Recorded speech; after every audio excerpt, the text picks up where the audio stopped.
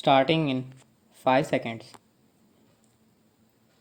Sir, as the Honorable Minister has already made it clear that this bill has been brought forward for our consideration after due consultation with the central trade unions, and this bill has been necessitated by the fact that the amendment in the Industrial Disputes Act in 1982 exclude the workers in hospitals and other educational institutions from the purview of the Act. This means that a hospital or an educational institute cannot be called an industry, and if it cannot be called an industry, all those who are working in those institutions cannot get the benefit from the Industrial Disputes Act of any kind. So, naturally, something has to be done for all those employees of such institutions for the redressal of their grievances.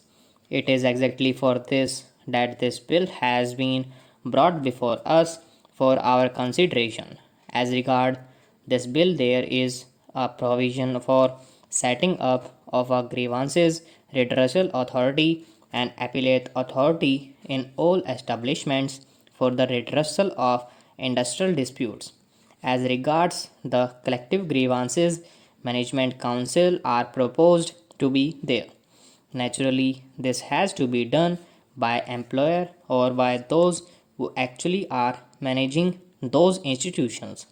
If the government is the proprietor, then the government has to do it.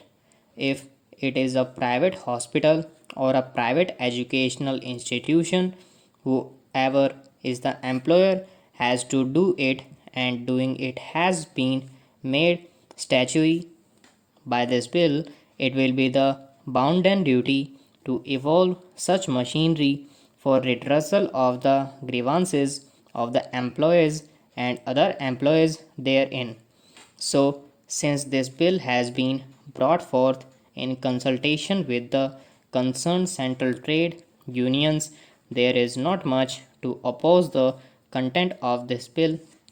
We can, of course, earnestly hope that, as contemplated in the bill itself, very soon these appellate authority or grievance redressal authority or management council will be established in all such institutions, so that all those who are working therein may be able to get their genuine grievances redressed. As a matter of fact, last year our CGHS doctors went on strike in Delhi. Similarly, the PCMS doctors in Punjab also went on agitation. Somehow, these doctors, whether it is this state or that state, have been agitating and going on strike. Why do they go on strike? As a matter of fact, they do not enjoy the right to strike, just as university teachers, about whom I made a special mention today only. Again, they are going to agitate. Why do they go on strike? Although they do not have the right to strike, why do they go on strike? This is what I am saying. You listen to me. They go to strike compelled by circumstances. When they are not able to get justice, economic and social, due to them, then whether you give them the right to strike or not, whether it is on the statute books or not, the workers, the wage earners must take that action ultimately. You cannot check them, and you have not been able to check them. After all, you have to come to terms with them. An agreement was signed, an accord was there in the case of university teachers, but that accord has not been implemented as yet. Those universities teachers and employees are also covered under this bill. That is why I am mentioning this. As regards doctors, of course, much has been done to give them justice. Still, they are not happy. It is the attempts of the government to keep the medical institutions, the educational institutions free from conflict as far as possible so that they do not have to agitate every now and then, and there is an alternative mechanism provided for where they can take their grievances.